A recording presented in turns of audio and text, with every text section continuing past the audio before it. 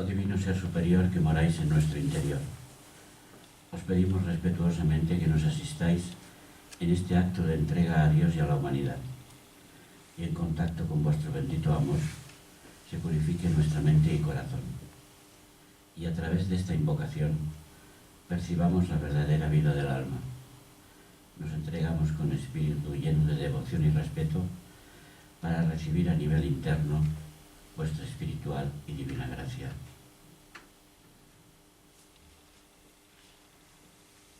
Bueno, bienvenidos a todos, buenas tardes, y hoy llegamos a un tema fascinante en mayúsculas. Vamos a hablar de la comunicación con la conciencia superior, o qué se entiende por ello. Y llegamos al punto, pues, donde todos quisiéramos estar, y quisiéramos estar en una comunicación consciente con lo que realmente somos. Hasta ahora hemos visto que el ego superior es una entidad espiritual, que en su esfuerzo por experimentar en los planos inferiores solo puede proyectar un rayo, un fragmento de sí mismo, y sin embargo no puede actuar directamente sobre el cuerpo físico que todos conocemos, y ha de utilizar el vehículo cámico, que es la fuente de los instintos materialistas y egoístas. Al hacerlo, el rayo que proyecta se entrelaza con las pasiones y deseos inferiores, olvida su origen divino y se convierte en el ego inferior, un ente cegado por el sentido de separación y esclavizado por los elementos cámicos. Todos quisiéramos saber cómo se puede modificar esto. ¿Qué es lo que podemos hacer para que la naturaleza superior pueda influir en la conciencia de Kama Manas, en el plano astral y en el mental concreto? ¿Qué es espiritualmente sorda? Nuestra personalidad no atiende muy bien a estas llamadas. La situación sería desesperanzadora si no fuera porque dentro del rayo manásico hay una parte que permanece siempre pura y potencialmente receptiva a la influencia del ego superior.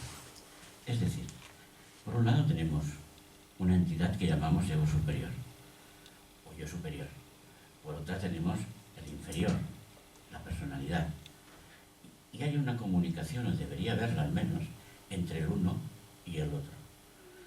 Si el superior emite un rayo y ese se entrelaza con pasiones, deseos y cosas extrañas, no permanece puro. Pero para que pase la información debe de haber algún hilillo, algún canal, alguna historia que sí que permanezca puro e incontaminado, porque el ego superior es puro e incontaminado. Bueno, pues a este respecto, Blavatsky escribió: el rayo manásico personal es en parte puro y en parte impuro, arrastrado por Kama por un lado y extendiéndose hacia Manas superior por otro. Es la entidad de dos caras. Por lo tanto, el rayo reencarnante se puede separar por conveniencia en dos partes: el ego cámico inferior, que se disipa en Kamaloka, y la parte manásica cumple su ciclo y regresa al ego superior. Bueno, pues si esto es así, si tiene que haber una comunicación, deberá ser algo similar, para entendernos un poco aquí en este mundo, a un puente, a un enlace. Y eso se le llama en la literatura teosófica Antakarana. Este ya salió el tema, la charla pasada un poquito. Pues en teosofía afirmamos que dentro del campo de la mente inferior hay un elemento que sirve como una conexión, como un puente con la mente superior, y le llamamos Antakarana. Antakarana se describe como el sendero o puente entre manas inferior y mana superior. Este puente metafórico es el medio a través del cual la conciencia manásica puede romper su identificación con la personalidad y se reúne con su fuente original. Hablando de manera alegórica, se podría considerar a Antakarana como el representante de la verdad con mayúsculas en la región de la ilusión, que es donde tenemos conciencia nosotros, aquí abajo. El Antakarana es, por lo tanto, esa parte de manas inferior que es uno con manas superior. Antakarana es la esencia que retiene su pureza y en ella están impresas todas las aspiraciones buenas y nobles, y en ella están las energías ascendentes de manas inferior, las energías y tendencias que se convierten en sus experiencias devachánicas. El devachán es una etapa en los procesos post-mortem del cuerpo físico, donde la esencia de la experiencia de la vida terrenal es asimilada por los principios superiores. En ciertos aspectos puede compararse en términos generales con el cielo cristiano. Esto significa que en la conciencia que se expresa en la vida de cada uno de nosotros hay un aspecto que es receptivo a las indicaciones del ego superior. Debe existir algo que sea receptivo.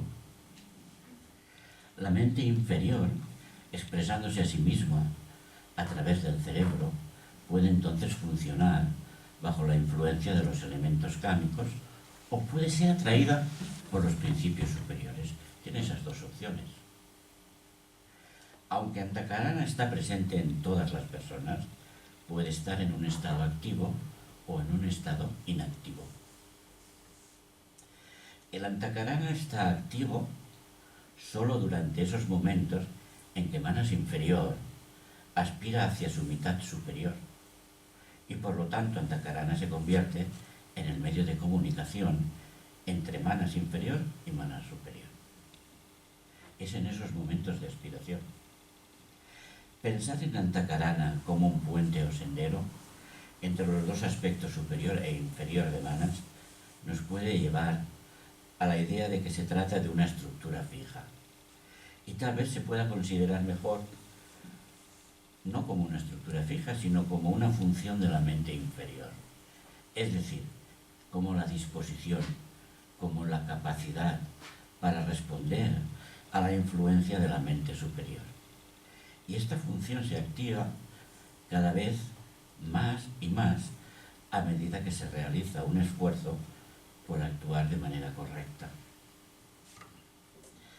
La conciencia, a un nivel inferior, refleja las aspiraciones inconscientemente hacia sí misma y luego la aspiración se eleva, siempre que las cosas estén en armonía, convirtiéndose entonces en una aspiración consciente.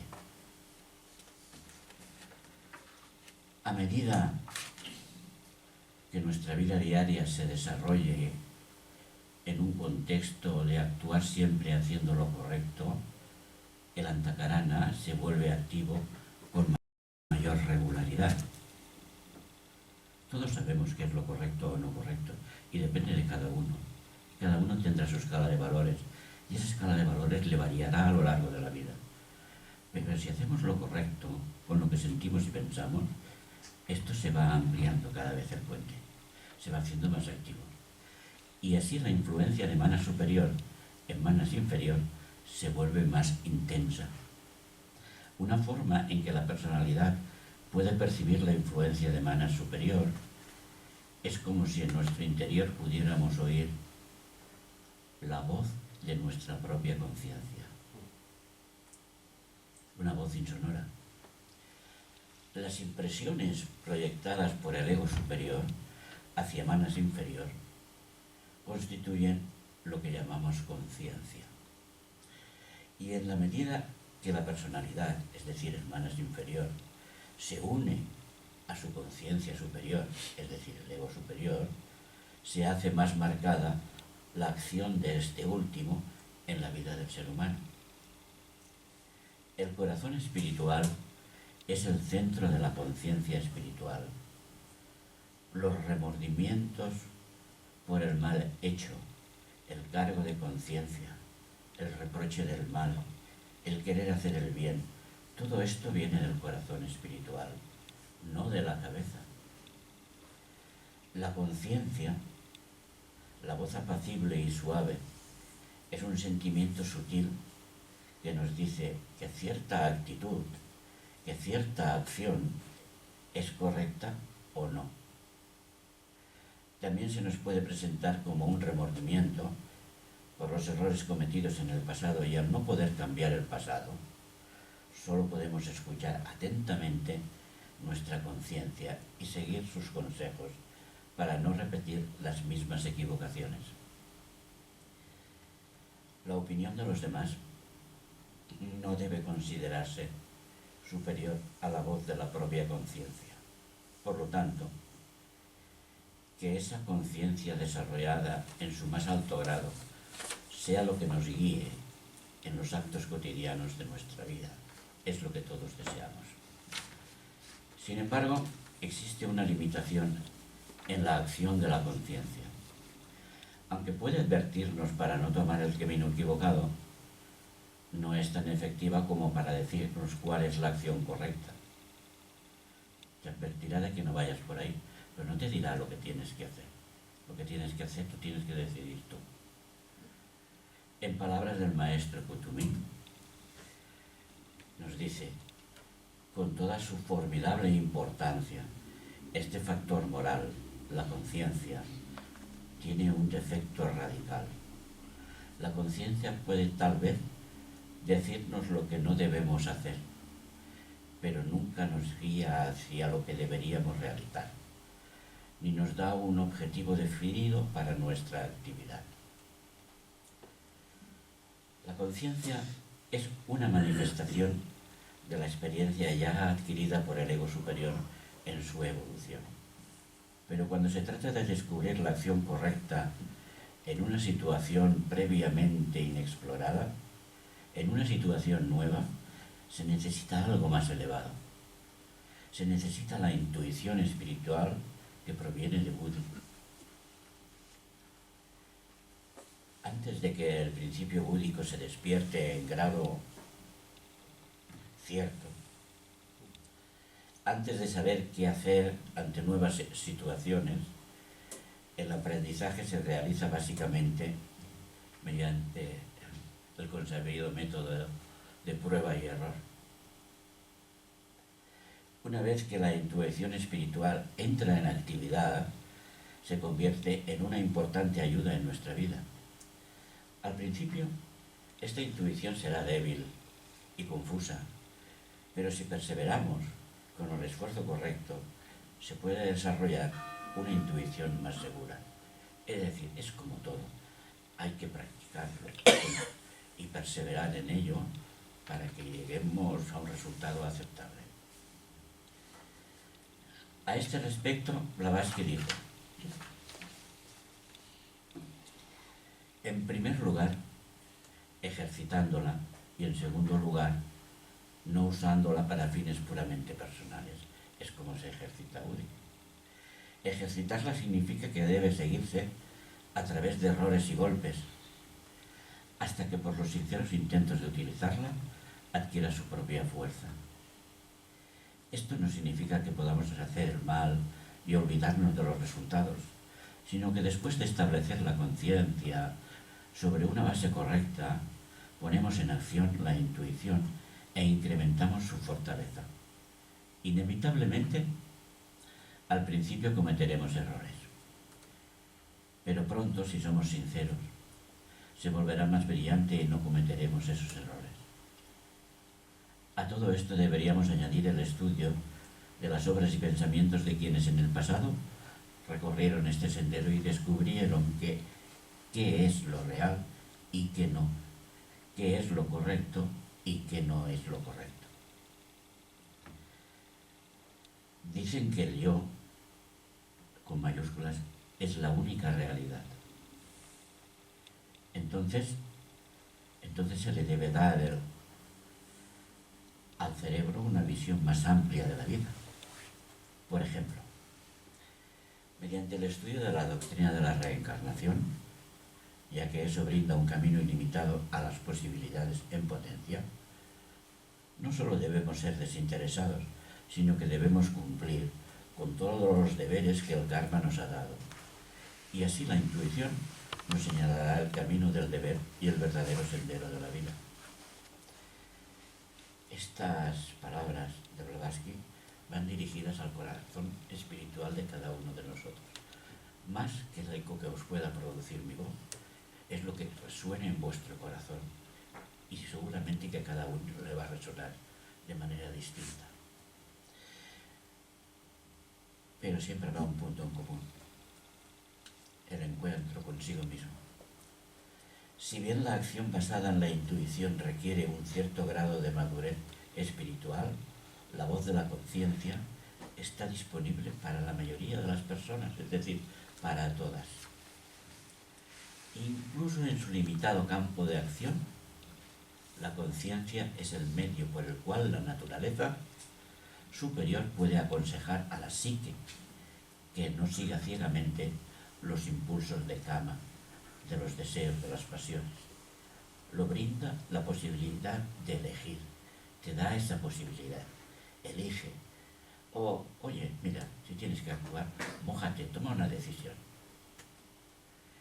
El ego o psique tiene libre albedrío y además el misterioso consejo de su guardián aquí en nuestra vida consciente, que habla a través de la voz de la conciencia. Todo esto nos lleva al complejo tema del libre albedrío, que ha sido fuente de interminables debates entre los filósofos. Y vamos a hablar del libre albedrío, de la libre elección, de la libertad de elección. Al examinar este tema, nos encontramos con dos elementos involucrados.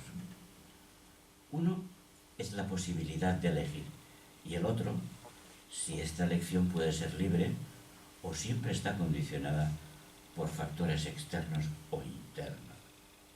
Porque muchas veces hemos oído decir: yo soy yo y mis condicionamientos y mis circunstancias. Y entonces la elección, mi elección, vendrá matizada por esas circunstancias. Entonces dejará de ser libre, totalmente vendrá marcada por algo. Pero hay un enfoque filosófico conocido como determinismo, que establece que cualquier cosa que una persona pueda elegir o hacer está determinada por un conjunto particular de condiciones y circunstancias en que se encuentra esa persona. Es aquello que siempre decimos, lo que acabo de decir: yo soy yo y mis circunstancias. Y esto significa que aunque haya elección, la persona no es realmente libre de elegir. Las enseñanzas teosóficas no comparten la visión determinista y afirman que nuestra conciencia manásica tiene la capacidad intrínseca de elegir. La tiene, pues entonces úsala. Manas inferior, tomado en su conjunto, es en cada vida en la tierra lo que hace durante la encarnación. Porque Manas inferior tiene recuerdo de lo que ella ha vivido, de esta encarnación en la que está presente, no de otras. Y es posible que actúe de manera distinta, de manera diferente, en ocasiones, aunque esté rodeado cada vez por condiciones similares, ya que posee razón y conocimiento consciente de lo correcto y de lo incorrecto. Eso se sabe. Hazlo o no, pero tú lo sabes. Del bien y del mal. De hecho, está dotado de todos los atributos del alma divina, y uno de estos atributos es la voluntad con mayúscula. El rayo manásico, emanado de mana superior, es esencia pura e incontaminada, pero cuando está fuera de sí misma, por así decirlo, puede mancharse y contaminarse. A pesar de sus limitaciones, Manas inferior es un rayo de un principio espiritual. Posee los atributos inherentes de inteligencia, conciencia y voluntad. No obstante, cuando el rayo se ve limitado por las percepciones que producen los sentidos y está dominado por el principio cámico, la actividad de Manas se vuelve mecánica. No perdamos de vista un hecho muy importante, que es la influencia de nuestra naturaleza superior a través del Antakarana, por lo que puede abrirse un paso a través del condicionamiento en el que está atrapada nuestra razón o pensamiento sensorial. Relacionada con la parte espiritual está la conciencia, que sirve como guía infalible a través de los ataques de los sentidos, ya que la conciencia es esa percepción instantánea entre lo correcto y lo incorrecto, que solo puede ser ejercida por el espíritu, el cual, siendo una parte de la sabiduría y pureza divinas, es absolutamente puro y sabio. Sus insinuaciones son independientes de la razón y solo puede manifestarse con claridad cuando no se ven obstaculizadas por las atracciones más bajas de nuestra naturaleza dual. Lo que normalmente llamamos razón, el pensamiento sensorial, es limitado. A ese nivel, la percepción está generalmente condicionada y la voluntad no es verdadera voluntad, sino una forma de deseo. Sin embargo, hay otras posibilidades disponibles para la conciencia manásica, si decide escuchar la llamada de nuestra naturaleza superior, si decide escuchar a la intuición espiritual. Entonces, el rayo manásico se libera de esos elementos cámicos. Cada vez que Manas se desconecta de Kama, se convierte en guía de las facultades mentales más elevadas y es el órgano del libre albedrío en el ser humano. Cuando la mente deja de considerar al deseo como una orden que debe seguirse a ciegas, y eso ocurre en la vida de la persona puede ejercer la voluntad manásica, puede escuchar a su yo superior. Es cierto que en esta etapa de evolución, Manas siempre está condicionado por Kama, en mayor o menor medida. Sin embargo, mientras el Antakarana esté activo, la capacidad de elegir siempre estará disponible en la conciencia.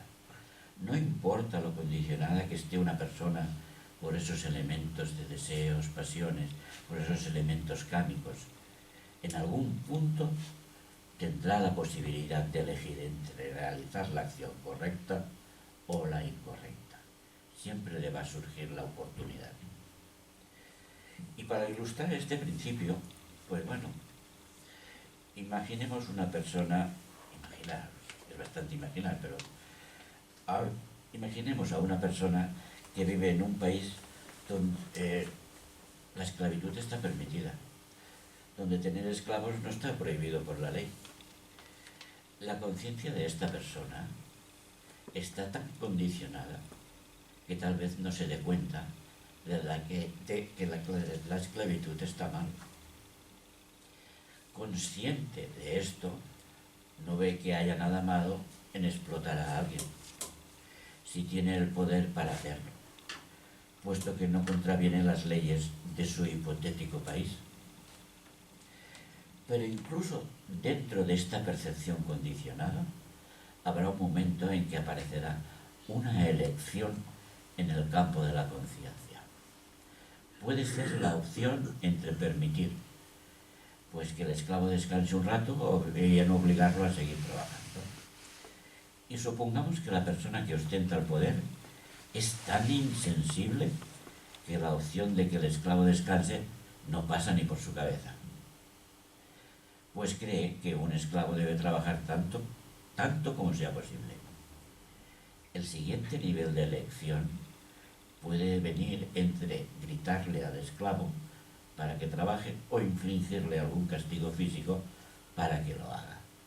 O tal vez no sea una opción, la elección puede ser limitada, como la de causarle dolor físico una y otra vez para conseguir que trabaje más. Mientras exista la presencia de lo superior a través de la antakarana, mientras exista esta presencia, no importa cuán oscurecida esté la mente por la influencia de kama, del deseo, existirá siempre un momento, existirá la posibilidad de una elección consciente entre lo correcto y lo incorrecto, en algún nivel de la conciencia, en algún nivel se presentará. Con cada elección correcta que hace una persona, su conciencia cerebral se libera un poco de las garras de kama y comienza a responder a la influencia superior que le llega a través de la antakarana. Y siguiendo con este ejemplo que nos ocupa, podríamos desarrollarlo un poco más. Supongamos que si el amo se abstiene de infligir daño físico al esclavo y solo le grita, el campo de su libre albedrío se expande y comenzará a surgir en manos inferior la próxima elección consciente de permitirle al esclavo tomar un descanso. Y mientras siga eligiendo la acción correcta, en la medida en que pueda percibirla, el antakarana será cada vez más activo. Hacer elecciones correctas, aunque no sean la mejor posible, abrirá la puerta a la acción de la conciencia manásica superior. Ahora bien, ¿qué pasa si una persona descarta sistemáticamente la voz de su propia conciencia? ¿Y si sigue eligiendo la acción egoísta? Entonces la función de la antakarana será cada vez menos activa y el ego superior no podrá influir en el proceso de pensamiento. En casos extremos, el antakarana podría quedar completamente inactivo. Cuando una extremidad u órgano perteneciente al cuerpo físico humano se deja en desuso, lo que pasa es que se debilita y finalmente se atrofia. Y lo mismo ocurre con cualquier facultad mental. Por lo tanto, la atrofia de la función de la mente inferior, la atrofia de antakarana, se hace comprensible tanto en naturalezas completamente materialistas como en las de las personas depravadas. Cuando una persona ignora sistemáticamente una y otra vez la voz de su conciencia, el campo de elección disminuye gradualmente y el proceso de pensar se vuelve cada vez más instintivo y mecánico. Y en casos extremos puede haber una separación insuperable entre lo superior y lo inferior. Blavatsky escribió: todo el destino de una encarnación depende de todo el destino de una encarnación depende de si esta esencia pura, que llamamos antakarana, puede restringir o no a kamamanas. Y es la única salvación. Rompe esto y te conviertes en un animal. La diferencia entre los animales y el hombre es la presencia de un manas despierto, que actúa como un alma racional y otorga al cuaternario inferior la capacidad de pensar y reconocerse a sí mismo como sujeto. Cuando se rompe la antakarana, sucede algo antinatural. Tenemos una entidad que, al igual que el animal, no está conectada con un alma racional y sin embargo retiene a manas inferior, que ha estado asociado hasta ahora con kama y con el cerebro. Pues bueno, nos vamos a meter en un tema escabroso. Entidades sin alma. Cuando se rompe la conexión entre el ego superior, nos quedamos con una entidad sin alma. que posee la capacidad de pensar, pero que no tiene influencia espiritual o moral para guiar sus acciones. Siendo incapaz de seguir, el hombre brutalizado en su rápido descenso hacia el abismo de la materialidad, el hombre que es sordo a su conciencia, ciego a la luz y que ha perdido el poder de elevarse hacia esta, es decir, la esencia divina, como el ángel guardián de los ingenuos grabados en madera de nuestra infancia, extiende sus alas blancas y rompiendo el último eslabón entre ellos, vuelve a ascender hacia sus propias regiones. Así vemos que el Antakarana ha sido destruido y por lo tanto el alma kámica se convierte en una entidad separada para vivir de aquí en adelante por un periodo corto o largo, según su karma, como una criatura sin alma. Una vez que se atrofia la mente inferior, que es receptiva al ego superior, el ego superior, ya no puede influir en la personalidad y su presencia pierde sentido. Por lo tanto, el ego superior retira su atención de la personalidad y el Antakarana se rompe. Como consecuencia, Kamamanas pierde su conexión con lo superior. Cuando esto sucede, la persona no muere, como se podría suponer, porque lo que mantiene vivo a un organismo no es el alma racional, mana superior, sino el elemento vital, kama, prana. Como consecuencia, puesto que todos los principios inferiores del cuerpo, vitalidad, pasiones, inteligencia inferior, deseos, aún están activos, la personalidad continúa viviendo, aunque como una entidad sin alma. Sin la influencia de lo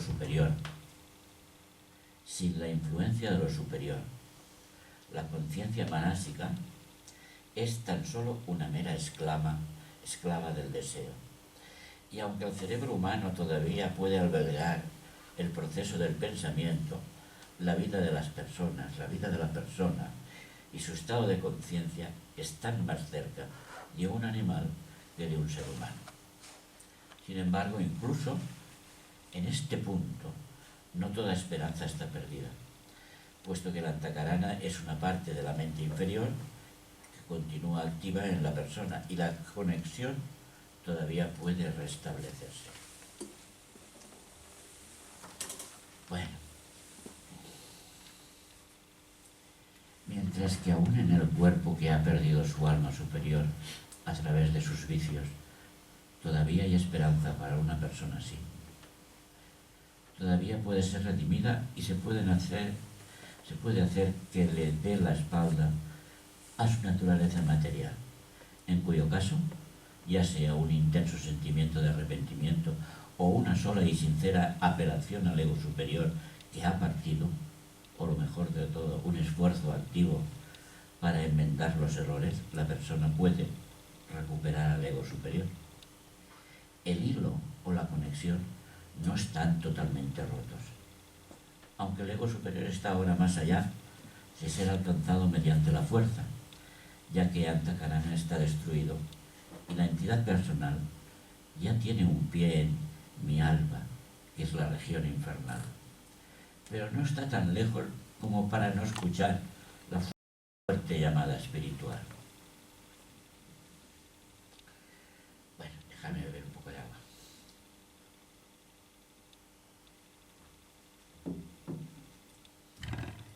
Este fenómeno es la base de la idea de redención por arrepentimiento. Incluso aunque se esté al borde de la muerte, claro está que para que este arrepentimiento funcione, pues ha de ser sincero, ha de ser verdadero, y no una mera reacción hipócrita por temor a las adversas consecuencias de las malas acciones. Aunque la persona se arrepienta, aunque esto ocurra, esto no la libra de los errores cometidos. En un futuro el karma le pasará factura cuando la persona esté en condiciones de pagarla. Puesto que toda causa tiene su efecto y tendrá que reparar el daño cometido. Lo que sí se evita es que la personalidad caiga en el terrible destino conocido como avicii. Avicii es un término budista que se refiere al nivel más bajo de los infiernos, a menudo considerado como un lugar sin retorno.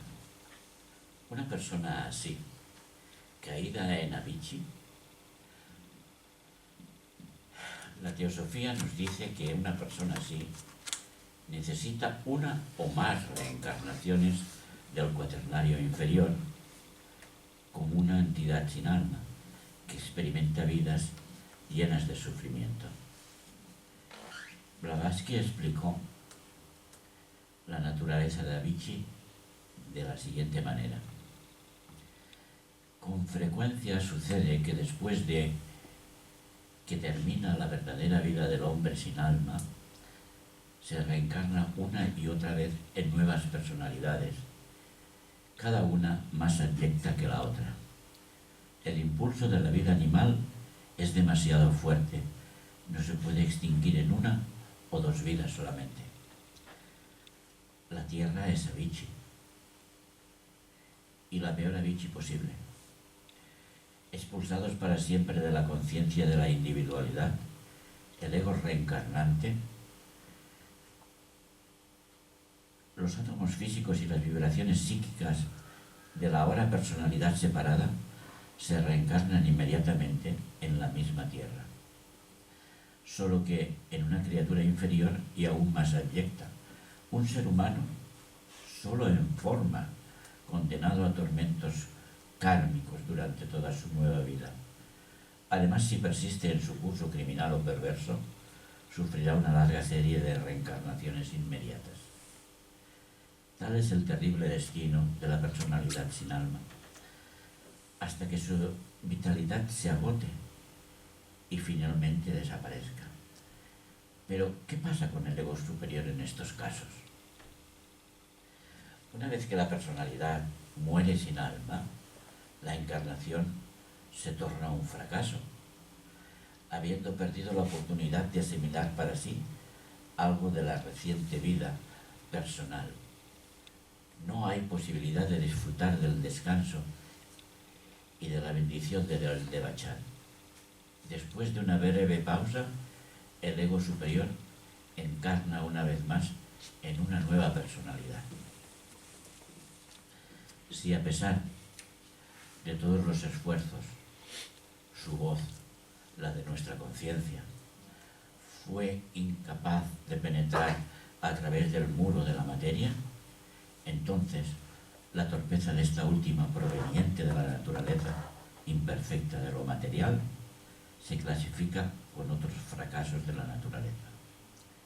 El ego superior se ve abocado a la pérdida del Devachan y a encarnar casi de inmediato. En estos casos, el ego superior se encarna en una nueva personalidad, aunque la abandonada personalidad anterior también se encuentra en un nuevo cuerpo sin alma que experimenta avicii.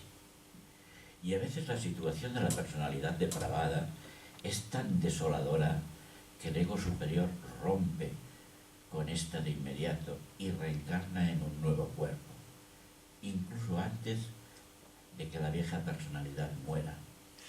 Y en palabras de Blavatsky, dice, en casos más raros, sin embargo, algo mucho más terrible puede suceder.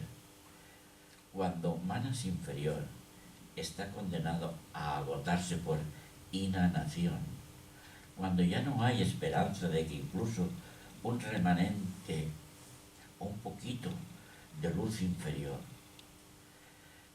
debido a condiciones favorables, digamos, que incluso un corto periodo de aspiración espiritual y arrepentimiento atraiga de nuevo a su ego primigenio, entonces el karma lleva al ego superior a nuevas reencarnaciones. El ego superior rompe, se acabó. y se va a encarnar con otro ego inferior. En este caso, el fantasma kama manásico puede convertirse en lo que llamamos en el ocultismo el morador del umbral. El concepto general es el siguiente. En estos casos extremos, el ego primigenio parte, se va, dejando a la personalidad irredimible como un ser sin alma y encarna inmediatamente, el ego superior, en una nueva personalidad. Cuando la personalidad sin alma que quedó atrás muere, en lugar de reencarnarse inmediatamente en el estado de Avicii, como sería lo normal, se convierte en un fantasma y se siente atraída hacia su antiguo ego superior, que ya ha renacido en una nueva personalidad. Entonces, esto es un conflicto tremendo. Entonces, este fantasma o morador, la personalidad, comienza a obsesionar a esa otra personalidad que acompaña al ego superior. La comienza a obsesionar, es decir, a influir en ella para que actúe con la maldad que solía hacerlo, y se convierte así en una nueva especie de demonio tentador. Un morador como el descrito, guiado por la afinidad y la atracción, entra por la fuerza en la corriente astral y a través de la envoltura áurica del nuevo tabernáculo habitado por el ego primigenio, y declara la guerra a la luz inferior, al manas inferior, que lo ha reemplazado. Esto, por supuesto, solo puede suceder en el caso de debilidad moral de la personalidad tan obsesionada, pero nadie con la fortaleza de virtud y justo en su modo de vida puede temer o correr el riesgo de tal cosa, sino solo los depravados de corazón. Todos estos son casos raros, muy raros, porque en la naturaleza pocas personas pueden acercarse demasiado al mal absoluto o al bien absoluto. Pero son significativos estos casos para ilustrar cuán importante es la presencia de los principios superiores en una persona. Bueno.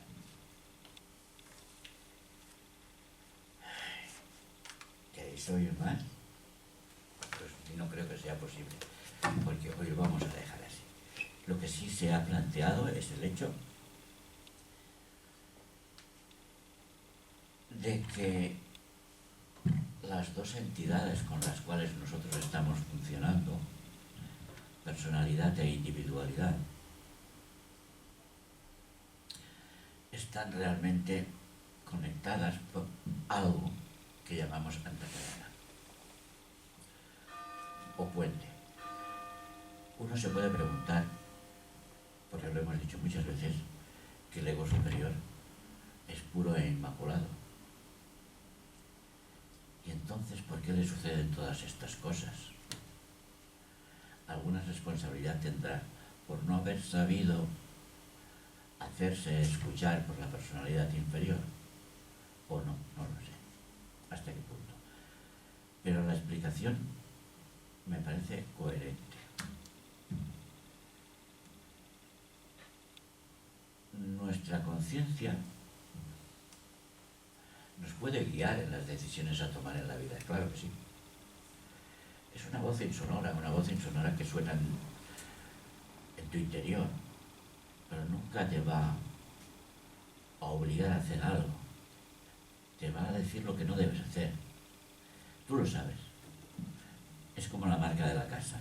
Cada ser humano sabe lo que tiene que hacer. Pero que lo haga o no depende de él. O de la influencia que pueda tener de la intuición. Pero la intuición sí que marca senderos. Pero la conciencia solamente te dice lo que no debes hacer. Y nada más. Yo os doy las gracias por vuestra presencia.